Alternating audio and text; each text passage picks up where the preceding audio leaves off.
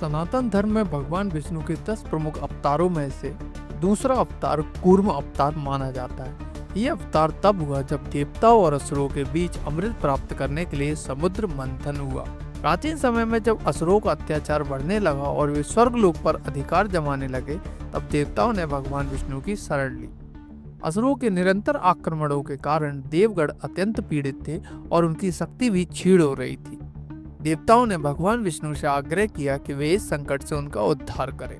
भगवान विष्णु ने उन्हें एक उपाय सुझाया, समुद्र मंथन। उन्होंने कहा कि यदि देवता और असुर मिलकर क्षीर सागर का मंथन करें तो उन्हें अमृत प्राप्त होगा। ये अमृत पीकर देवता पुनः शक्तिशाली बन सकते थे और असुरों को परास्त कर सकते थे। समुद्र मंथन के लिए एक विशाल मथनी की आवश्यकता थी। भगवान विष्णु के निर्देश पर मद्रांचल पर्वत को मथनी के रूप में चुना गया और नागराज वासुकी को रस्सी के रूप में उपयोग करने का निश्चय किया गया। देवता और असुरों ने मिलकर मंदराचल पर्वत को समुद्र में रखा और वासुकी नाग को पकड़कर मंथन आरंभ किया। किंतु जैसे ही मंथन प्रारंभ हुआ, मद्रांचल पर्वत समुद्र में डूबने लगा। पर्वत अत्यधिक विशाल और भारी था, जिससे वह अपनी स्थिरता नहीं बनाए रख सका। देवता और असुर चिंतित हो गए कि यदि पर्वत स्थिर नहीं रहेगा तो मंथन असंभव हो जाएगा। देवताओं ने पुनः भगवान विष्णु से सहायता की प्रार्थना की। उनकी करुणा से प्रेरित होकर भगवान विष्णु ने कूर्म यानी कछुआ रूप धारण किया और समुद्र में प्रवेश किया। उन्होंने अपनी विशाल पीठ पर मद्रांचल पर्वत को धारण कर लिया, जिससे वह स्थिर हो गया और मंथन सुचारू रूप से आरंभ हो गया। इस प्रकार भगवान विष्णु के कूर्म अवतार ने समुद्र मंथन को सफल बनाने के लिए अपने कछुए रूप में पृथ्वी और समुद्र का संतुलन स्थापित किया। जब मंथन प्रारंभ हुआ तो समुद्र से अनेक अद्भुत वस्तुएं एवं देव उपयोगी सामग्री निकली। इनमें से कुछ महत्वपूर्ण वस्तुएं, पहली है कालकूट विष।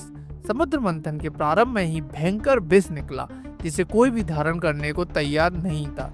यह विष इतना तीव्र था कि इससे संपूर्ण सृष्टि नष्ट हो सकती थी। तभी भगवान शिव ने इसे अपने कंठ में धारण किया, जिससे उनका कंठ नीला हो गया और वे नीलकंठ कहलाए। दूसरी है कामधेनु गाय। ये दिव्य गाय थी, जिसे ऋषियों को प्रदान किया गया ताकि वे अपने धार्मिक अनुष्ठान संपन्न कर सके। तीसरा उच्चश्रेय घोड़ा। ये दिव्य घोड़ा था जिसे असुरों ने ग्रहण किया। चौथा था ऐरावत हाथी। यह एक विशालकाय श्वेत हाथी था, जिसे देवराज इंद्र ने अपने वाहन के रूप में स्वीकार किया। पांचवा पारिजात वृक्ष। ये दिव्य वृक्ष स्वर्गलोक में लगाया गया, जिससे अमृत तुल्य पुष्प प्राप्त होते थे। 6 है रंभा और अप्सराएं। इन सुंदर अप्सराओं को जन्म भी समुद्र मंथन से हुआ। 7 है चंद्रमा। समुद्र मंथन से निकला चंद्रमा भगवान शिव ने अपने मस्तक पर धारण किया। 8वीं है लक्ष्मी देवी। समुद्र मंथन से श्री हरि को प्रिय लक्ष्मी माता प्रकट हुई, जो धन समृद्धि और ऐश्वर्य की देवी बनी। 9वां है अमृत कलश। अंत में भगवान धन्वंतरी अमृत कलश लेकर प्रकट हुए। अमृत प्राप्त होते ही असुरों ने उसे हड़पने का प्रयास किया। वे नहीं चाहते थे कि देवताओं को अमृत प्राप्त हो और वे पुनः शक्तिशाली बन जाएं। इस स्थिति को देखकर भगवान विष्णु ने मोहिनी अवतार धारण किया। वे एक अत्यंत सुंदर स्त्री के रूप में प्रकट हुए और अपनी माया से असुरों को मोहित कर लिया। उन्होंने अमृत को अपने अधिकार में ले लिया और चतुराई से इसे केवल देवताओं को पिला दिया। इस प्रकार देवता अमृत पीकर अमर हो गए और असुरों की पराजय सुनिश्चित हो गई। कूर्म अवतार के कुछ संदेश भी हैं, जैसे कि धैर्य और स्थिरता का महत्व। भगवान विष्णु ने अपने कूर्म अवतार से यह दर्शाया कि कठिन परिस्थितियों में धैर्य और स्थिरता बनाए रखना आवश्यक है। देवताओं और असुरों दोनों ने मिलकर समुद्र मंथन किया, जिससे यह शिक्षा मिलती है कि लक्ष्य की प्राप्ति के लिए समन्वय आवश्यक है। भगवान शिव ने विष पान किया, जिससे यह सिद्ध होता है कि समाज के कल्याण के लिए त्याग करना आवश्यक है। असुरों ने छल से अमृत हड़पने का प्रयास किया, लेकिन भगवान विष्णु की लीला से अंततः सत्य की ही विजय हुई। कूर्म अवतार की कथा हमें ये सिखाती है कि जब भी संसार में संकट आएगा, भगवान धर्म और सत्य की रक्षा के लिए अवतार लेंगे। ये कथा हमें धैर्य, तप, संयम और सहयोग की सीख देती है और ये भी दर्शाती है कि कठिन परिश्रम के बाद भी सफलता प्राप्त होती है। भगवान विष्णु का ये अवतार हमें प्रेरणा देता है कि जीवन में आने वाली चुनौतियों का सामना हमें धैर्य और बुद्धिमानी से करना चाहिए। कूर्म अवतार की कथा का प्रमाण वेदों, पुराणों और महाभारत जैसे प्राचीन हिंदू ग्रंथ में मिलता है। श्रीमद् भगवत पुराण में स्कंद 8 अध्याय 6 से 12 में इसमें समुद्र मंथन की पूरी प्रक्रिया का वर्णन है। भगवान विष्णु के कूर्म कछुआ रूप धारण करने की विस्तृत कथा दी गई है। मत्स्य पुराण के अध्याय 248 और 249 में कूर्म अवतार के माध्यम से समुद्र मंथन और अमृत प्राप्ति का उल्लेख है। इसमें भगवान के इस रूप की महिमा का वर्णन किया गया है।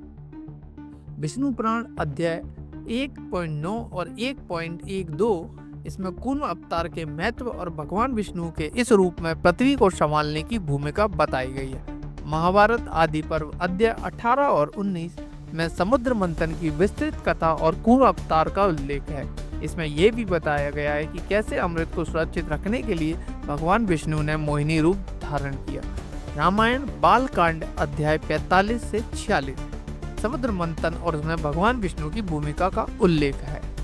पुरातत्व और ऐतिहासिक दृष्टिकोण से प्राचीन मंदिरों में शिलालेख और मूर्तियां भारत के कई मंदिरों जैसे कि कांचीपुरम के वरदराज पेरुमल मंदिर और उड़ीसा के जगन्नाथ मंदिर में कूर्म अवतार की मूर्तियां पाई जाती है।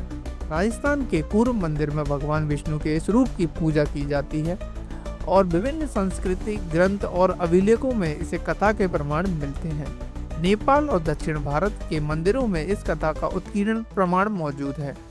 समुद्र मंथन की कथा केवल भारत में ही नहीं बल्कि बाली यानी इंडोनेशिया और थाईलैंड की परंपराओं में भी पाई जाती है। बैंकॉक एयरपोर्ट पर समुद्र मंथन की विशाल प्रतिमा इस कथा के वैश्विक प्रभाव को दर्शाती है। यदि आप किसी विशेष ग्रंथ के श्लोक या शास्त्रीय संदर्भ चाहते हैं तो मैं उन्हें भी प्रस्तुत कर सकता हूँ। धन्यवाद। अगर आपको ये कहानी अच्छी लगी हो तो हमें जल्दी से सब्सक्राइब करें। हम अगला पार्ट जल्द ही लेकर आएंगे। मिलते हैं बहुत जल्द। तब तक आप सभी लोगों का बहुत बहुत धन्यवाद।